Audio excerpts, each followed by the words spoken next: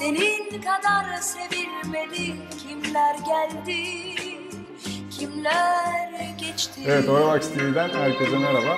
Bugünkü röportajımızı süperstar Ajda Pekkan'ın 80'li yıllara damga vuran hit parçası Kimler Geldi, Kimler Geçti'nin melodisiyle başladık.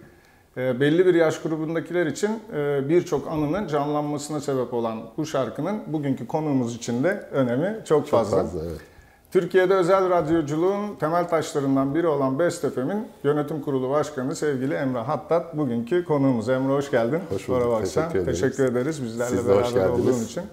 Evet, kimler geldi, kimler geçti? Bunun hikayesini kısaca bir de senden dinleyelim. Best FM 5 Şubat 1993'te çok kısıtlı imkanlarla çok küçücük bir yerde kuruldu.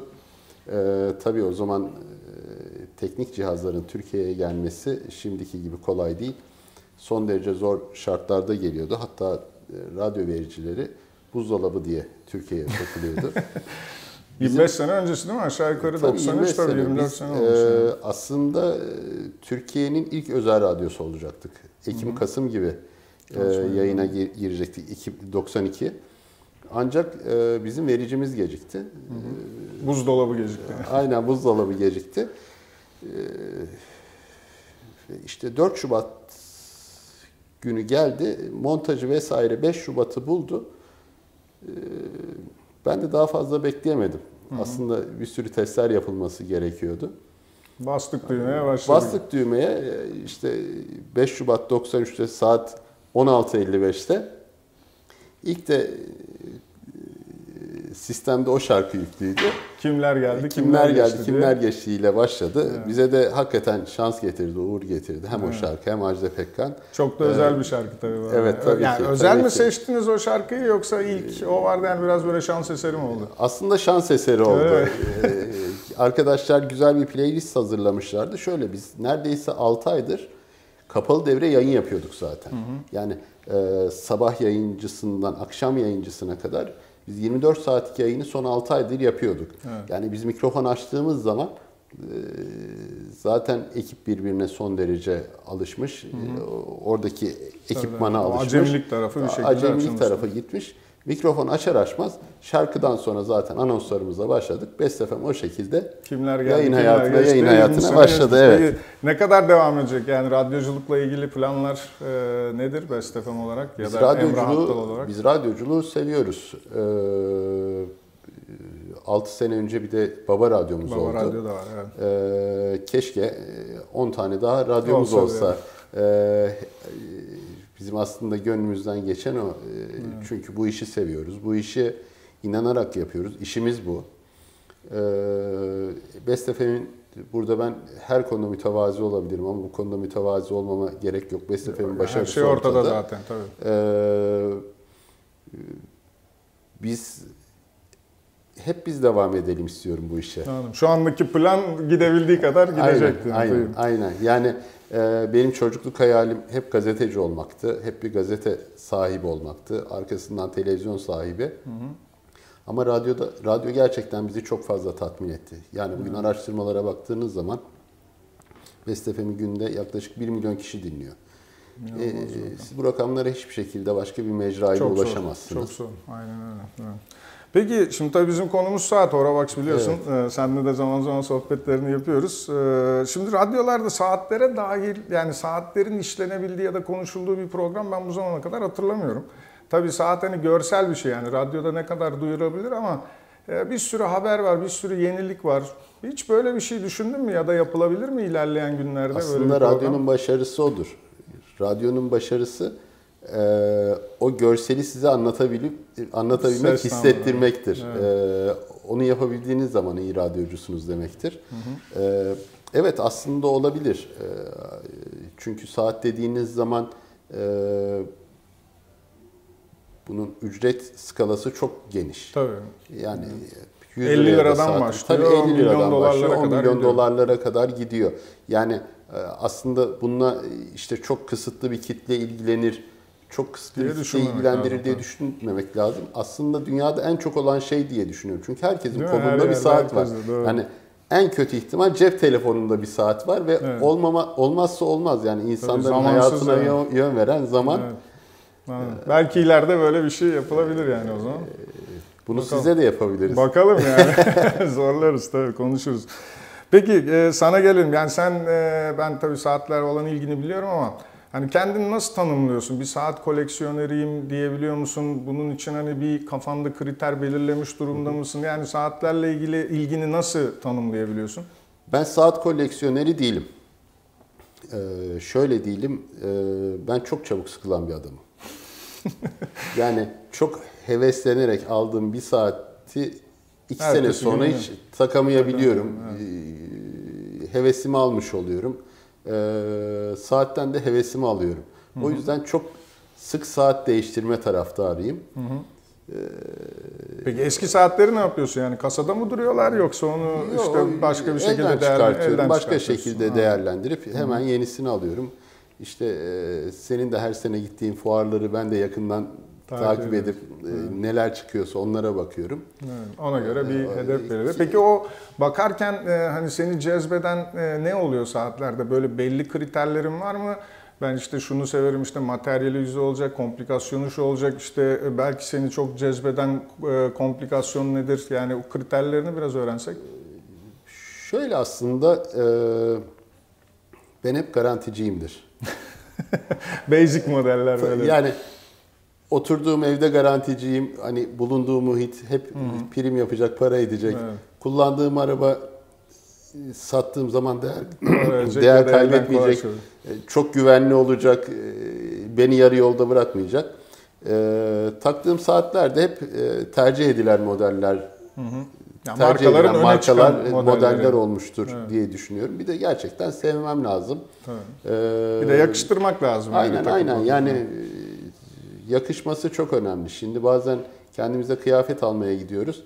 İnsanlar, satıcılar diyor ki şu çok moda, bu çok moda. Ya biz Türk'üz diyorum. Yani Türk insanının vücut yapısına her moda gitmiyor. O yüzden en çok yakışan modadır diyorum ben de. Takıp bakıp kendine yakıştırdığını almakta fayda var. Şimdi tabii bizim böyle saatlere çok tutkun olan insanların bir rahatsızlığı vardır. Ben artık böyle ortamlara girdiğimde suratlardan çok önce bileklere bakar herhalde. Evet. Yani sen o seviyeye geldin mi? Nedir durum yani? Kesinlikle. Seviye derken yani o ruh haline geldin mi? Aynen o ruh halindeyim ben de. Çok önemli. Direkt hakikaten bileklere bakar hale geldim. Evet, o da enteresan bir şey. Yani ben hatırlıyorum böyle, hatta çok iyi kıyafetli falan insanlar görüyorum. Bir bakıyorum kolda hani çok tatmin edici bir saat yok falan. Aynen. Artık gerçekten insanların statüsünü belirler hale geldi kolundaki saat. Kesinlikle. Hani, giyindiği kıyafet, ayakkabısı, kemeri vesaire ne kadar önemliyse saatte o bununla kadar. da tamamlaması gerekiyor. Ki hani bir erkekte ben bakıyorum kadın için çok önemli, çok önem arz eden saatler pek yok. Saat markalarında tamam. Yani orada daha aksesuara doğru daha aksesuara gidiyor. gidiyor. Ama erkek için saat çok farklı bir aksesuar ya da gereksinim tamamlayıcı bir şey diye düşünüyorum. Katılıyorum. O yüzden herkes alabildiğinin en iyisini alması gerekir diye düşünüyorum. Peki var mı senin şu anda hedefte bir saat almayı düşündüğün, işte peşinde siparişini koştuğun? verdim. Peşinde koşmuyorum. Daha koşacak bir zaman bekliyoruz olmadı. Bu Baselworld'de çıkan bir saat o zaman. Baselworld'de yeni 5960 beyaz altını siparişini verdim. Anladım. O mavi kadran. Mavi kadran olan herhalde yılbaşına doğru gelir diye düşünüyorum. Gelir. Bir de ona çok güzel bir deri kayış koymuşlar. Evet, Hermes yapmış kayışını. Olmuş. Evet, çok keyifli çok olmuş. Güzel bir seçim. Yeni kadranı da yeni kadran yapmışlar. Çok evet, hoşuma harika gitti. olmuş. Evet, ben bir de devamlı böyle yapıyorum şimdi. Kanayan bir yara bu. Hani senin Daytona'yı kaptırdık. Evet. En kısa zamanda bir tane Daytona da almayı planlıyoruz. Seramik bezelli. Buradan duysunlar bizi acilen. Evet, acilen. Evet, peki saatleri nereden alıyorsun? Yani böyle belirgin adreslerin mi var, yoksa işte bir yerde bir şey görüp girip alıyor musun? Nedir o konudaki Şöyle, öncelikle şunu söyleyeyim. 2 saat markasına yoğunlaşıyorum ben. En çok kullanmayı sevdiğim, takmayı sevdiğim 2 saat. Paylaşırsan tabii onları seviniriz. Öncelikle Patek Philippe. Olmazsa olmazım. Daha günlük hayat içinde Rolex'i tercih ediyorum. Onun haricinde bütün markaları hayatımdan çıkarttım diyebilirim. Şu an o noktada. Evet, şu an o noktadayım. Peki geçmişte o diğer markalardan çok saat kullandın mı? Tabii. Kullandım. Vacheron kullandım. AP kullandım. Ama artık Patek Philippe'te karar kıldım diye düşünüyorum. Hem artık yaşımızın da ilerlemesiyle oraya doğru gidiyoruz. Tabii. Oraya doğru gidiyor ki modelleri de hani benim için Patek Philippe, Rolls-Royce, Rolex, Mercedes diye ben adlandırıyorum.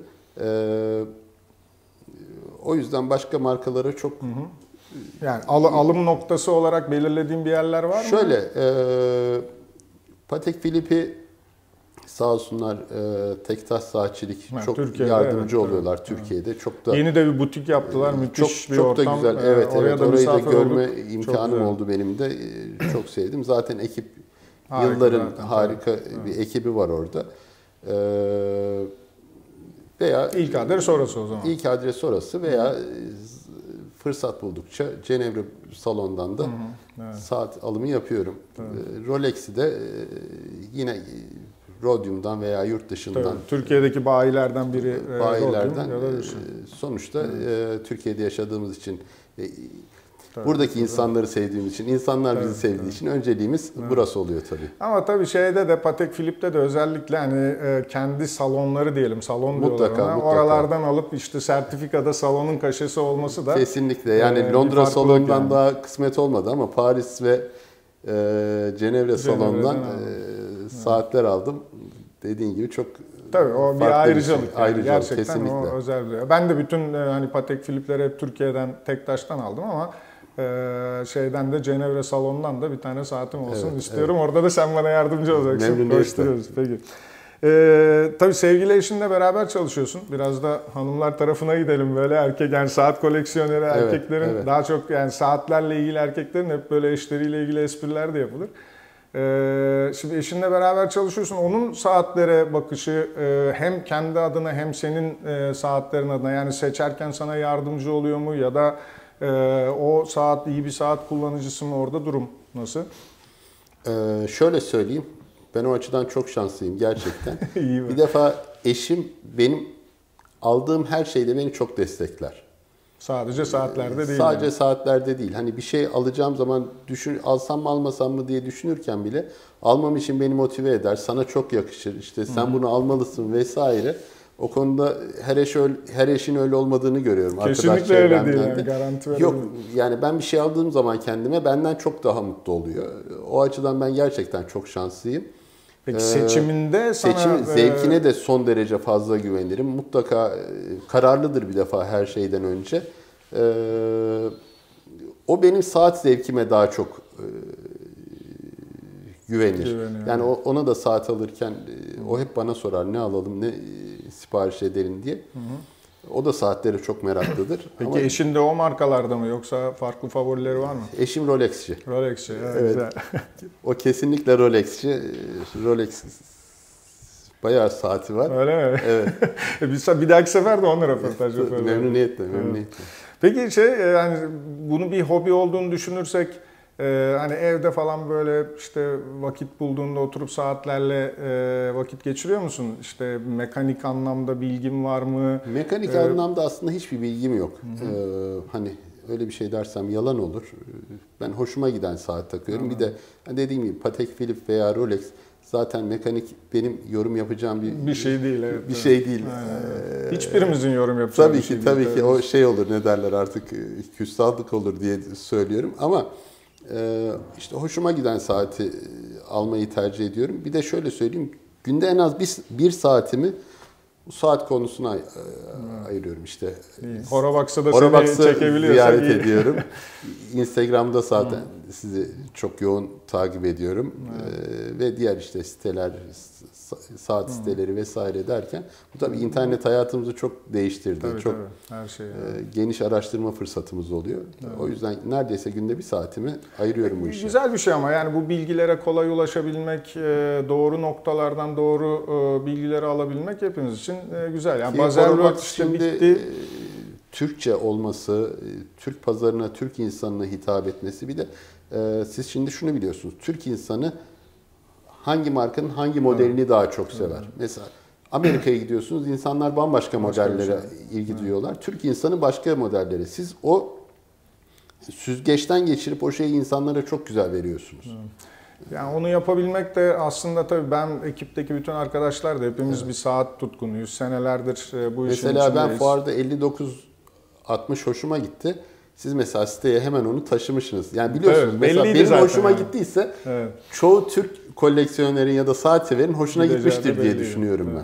ben. No, yani biz de aynı şeyi düşündük. Hatta orada da aslında üzüldüğümüz, hani geri kaldığımız bir konu var.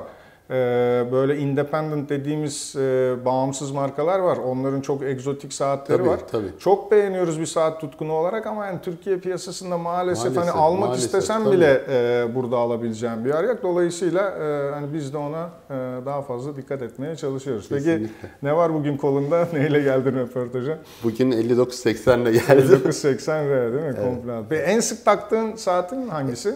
Patek Philippe 57-11 takıyorum. 57-11. Ama ben herkesin aksine beyaz kadran seviyorum. Ama ben de Onu beyaz almaya- kadran seviyorum. Yani Evet, mavi evet. dediğin gibi biraz daha tutuluyor ama. Evet, bir de ben çok detaycıyımdır. Beyaz kadranı 2012'de yeni bir iç yaptıkları için o daha çok içime sindi. Daha çok beğendim. Mavi kadranda biraz daha klasik kaldı. Beyaz kadranımı çok severek takıyorum. En çok kullandığın Kullandığım saat. saat evet günlük. Peki son sorum çok böyle yani genel bir soru ama 20 sene sonrayı şöyle bir planlarsan kafanda yani kendini hem saat tutkusu olarak hem Emre Hattat olarak nerede görüyorsun? Vallahi 20 sene sonra çocukluğumdan beri hayalini kurduğum zaten 20 sene sonra değil bir 5 sene sonra mutlaka Londra'ya yerleşmiş bir Emre Hattat ama sakin bir yerinde. Aman ha, çok Sakin bir yerinde. Londra bile değil belki hani İngiltere'de Belki başka bir yapıp dışında. Oxford vesaire Çocukları da büyütüp çocukları oraya da büyütüp sakin bir yaşantı sürmeyi düşünüyorum. saat tarafında da böyle Saat tarafında da tabii şimdi İngiltere veya Londra merkezli olunca Cenevre'ye gitmemiz daha kolay olacak. Zaten Londra'da biraz daha içinde olacağız. İçinde diyorsun. olacağız. Evet. Keyifle zaman geçirebileceğim diye düşünüyorum. Evet, peki. Emrah'cığım çok teşekkürler. Bizim Ben teşekkür ufak ediyorum. bir Şeref geleneğimiz verdiniz. var. Hep böyle wrist shot çekiyoruz misafirlerimizle. Tabii ki memnuniyetle. Röportajın sonunda sende de çekelim hemen. Şöyle getiriyoruz bilekleri. Bunu şeyde de Instagram'da da paylaşırız dostlarla. Senin kadar sevilmedik Evet. Çok teşekkür Ben ediyorum. teşekkür ediyorum. Sevgiler.